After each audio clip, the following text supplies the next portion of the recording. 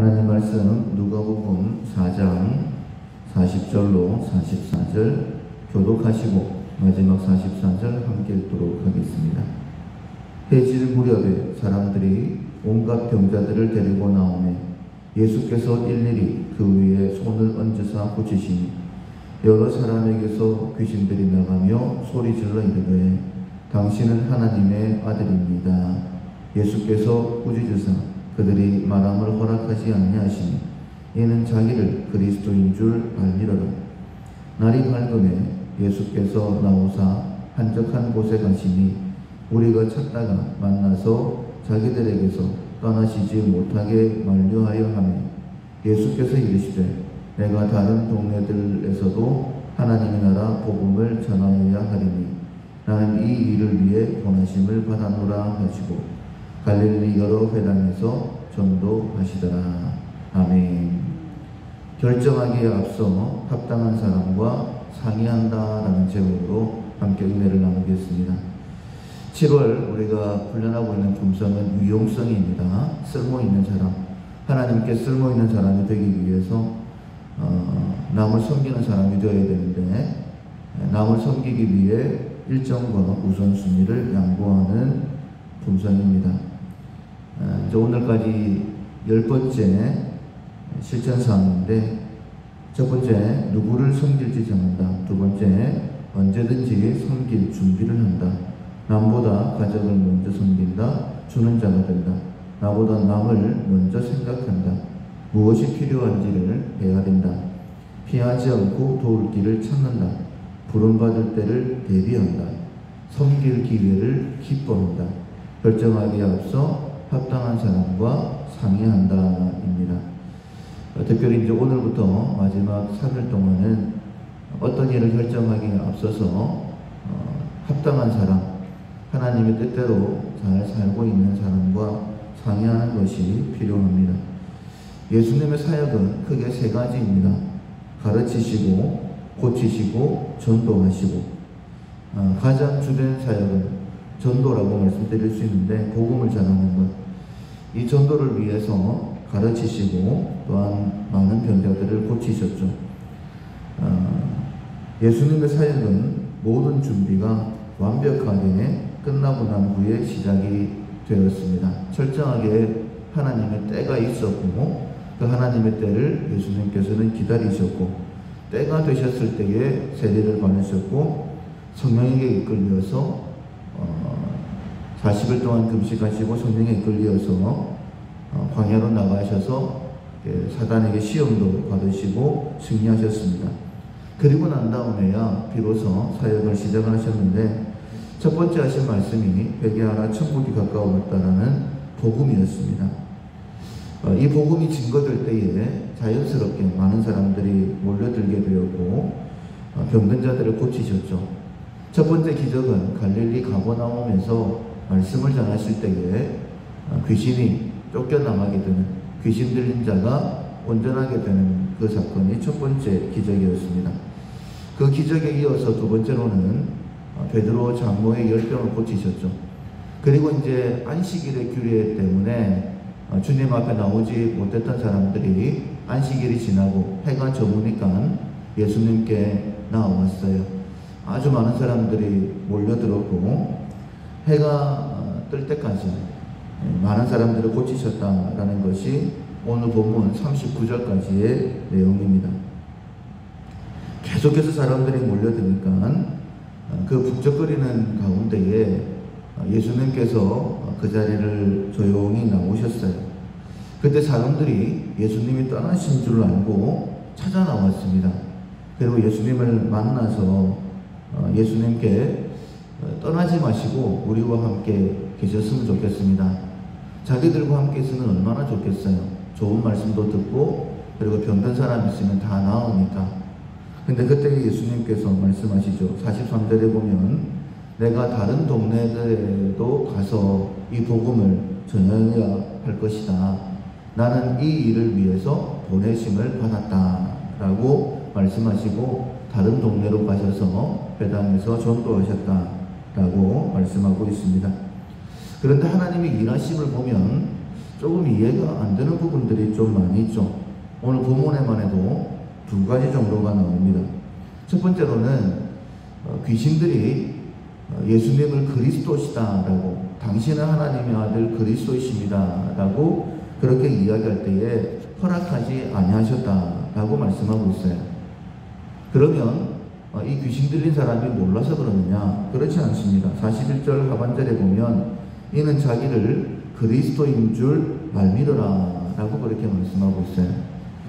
뭐 그냥 모른 척 놔두셔도 괜찮을 것 같습니다. 어차피 예수님은 당신 자신이 메시아 그리스도이심을 증거하시고 그리고 많은 영혼들을 구원하시기 위해 이 땅에 오셨는데 왜 귀신들이 말하는 것을 허락하지 아니하셨을까? 첫째는 귀신들의 입을 통해서 영광 받으시는 것을 원하시지 않으셨다라고 말씀드릴 수 있죠. 두 번째, 반대로 주의 백성들이 예수님이 그리스도이신 줄로 알고 고백하면 굉장히 기뻐하셨죠. 첫 번째 고백했던 사람이 베드로이지 않습니까? 예수님께서 너희들은 나를 누구라 하냐 라고 물어보셨을 때에 주는 그리스도시요 살아계신 하나님의 아들이십니다 라고 했을 때에 너무너무 기뻐하시면서 바요나 시몬아 이것을 알게 하시는 이는 하나님이시다 라고 말씀하시면서 네가 복이 있다. 그리고 내가 네 믿음의 고백 위에 교회를 세울 건데 음부의 권세도 흔들지 못할 것이다. 그리고 천국 열쇠를 내가 너에게 줄 것인데 네가 땅에서 매면 하늘에서도 매이고 땅에서 풀면 하늘에서도 풀릴 것이다. 진짜 어마어마한 복을 주시는 것을 보게 됩니다. 당연한 일이라 할지라도 하나님께서는 하나님의 백성인 우리를 통하여 영광 받으시기를 원하십니다. 그래서 적극적으로 하나님의 뜻을 이루어 드리는 예수님이 그리스도이신 것을 증거하고 오셨기 때문에 우리들 역시 예수님이 그리스도이시다라고 증거하는 것이 하나님께 큰 영광이 된다는 것을 아셔야 됩니다. 또 하나 이유는 아직은 하나님의 때가 아니라는 것입니다. 처음에 말씀을 드렸던 것처럼 예수님은 철저하게 하나님의 때에 따라서 일을 하셨는데 하나님의 때가 아니기 때문에 귀신이 말하는 것을 허락하지 아니하셨죠. 그리고 20절에 보면 20절에 이렇게 말씀을 하십니다. 마태복음 16장 20절입니다. 제자들에게 경고하사 자기가 그리스도인 것을 아무에게도 이르지 말라. 그러니까 아직까지는 그리스도시다라고 증거되는 것을 원하시지 않으셨기 때문에 베드로에게 제자들에게 이렇게 말씀하신 거예요. 오늘 본문에도 또한 비슷한 사건이 나오는데 두 번째 이해할 수 없는 그런 사건입니다. 날이 밝음에 42절에 예수님께서 한적한 곳으로 나오셨죠. 그때에 무리가 따라 나와서 예수님을 만나고 자기들을 떠나지 마시기를 만류했어요. 사람들이 원하니까 그냥 모른 척하고 그냥 그 자리에 계셔도 될 것 같습니다. 사역을 시작하시는 첫 번째 일이었기 때문에 조금 많은 사람들에게 인정을 받고 소문이 알려지고 또 다른 동네로 가시면 훨씬 더 나을 것 같은데 예수님께서는 바로 그 자리에서 나는 전도하기 위하여 보내심을 받았다 라고 말씀하시고는 다른 동네로 가버리십니다. 왜 이렇게 하셨을까? 그것은 하나님의 뜻이 머무는 것이 아니었죠. 하나님의 뜻은 복음을 듣지 못하는 또 다른 사람에게 가서 말씀을 전하는 것이 하나님의 뜻이었기 때문입니다. 그렇다면 예수님은 항상 하나님의 뜻대로만 사셨나? 사역하셨나? 매일매일? 그렇습니다. 예수님은 단 한순간도 하나님의 뜻 아닌 것을 행하신 적이 없으셨어요. 하나님의 때에 하나님께서 원하시는 일을 늘 하셨습니다. 그래서 우리는 예수님께서 죄가 없으시다라고 말씀드리는 거예요. 죄라는 것은 도덕적인 죄도 죄이지만은 근본적인 죄는 하나님의 뜻대로 행하지 않는 것, 불순종하는 것이 죄입니다. 하나님의 뜻을 모르고 행하는 그 모든 것 자체가 바로 죄가 되는 것이죠. 그래서 죄는 불법이다. 무법이 죄다.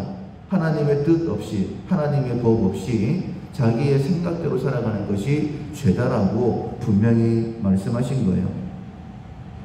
그렇다면 예수님은 어떻게 항상 하나님의 뜻대로 살 수 있었을까? 첫 번째로는 하나님의 뜻이 무엇인 줄 아셨죠?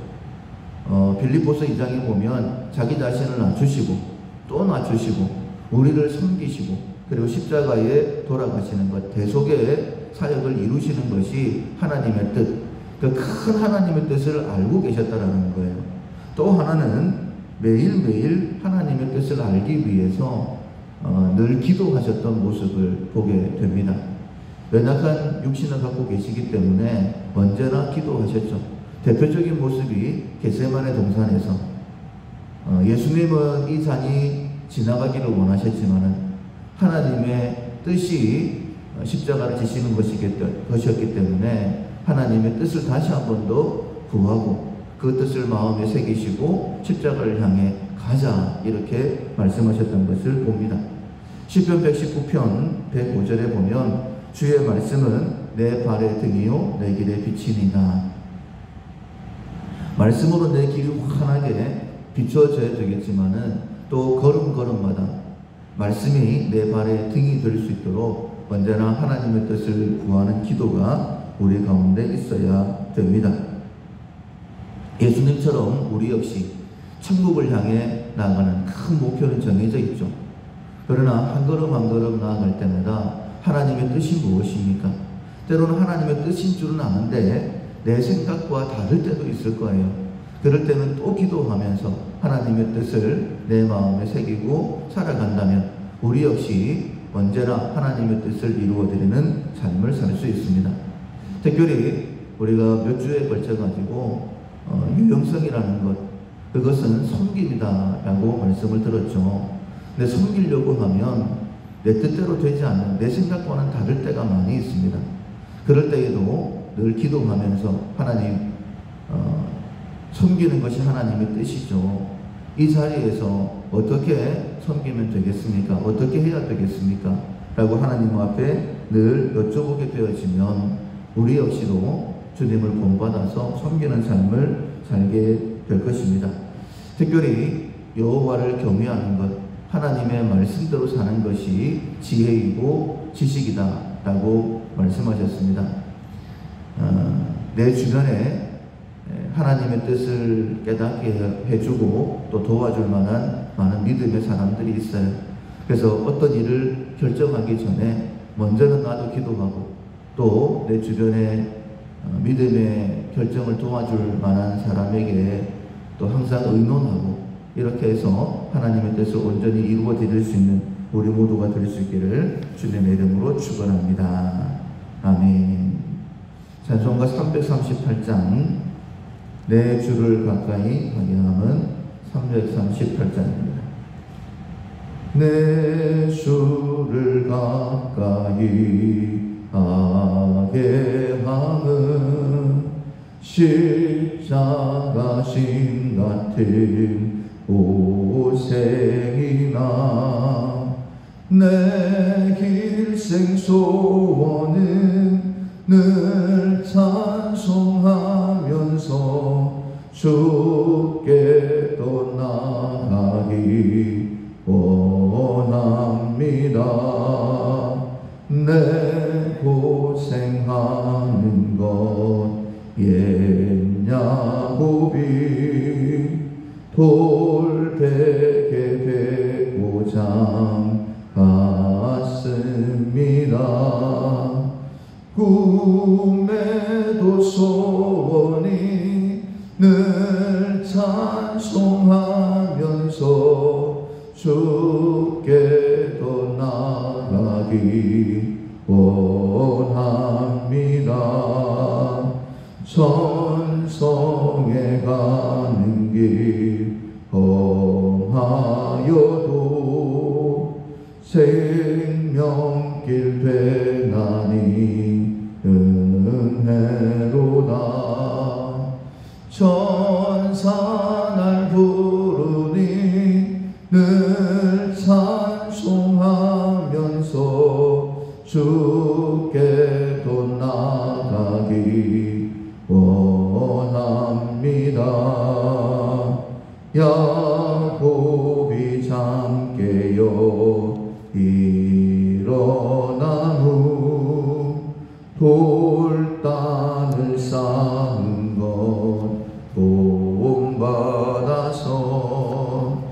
숨질 때 되도록 늘 찬송하면서 주께도 나가기 원합니다.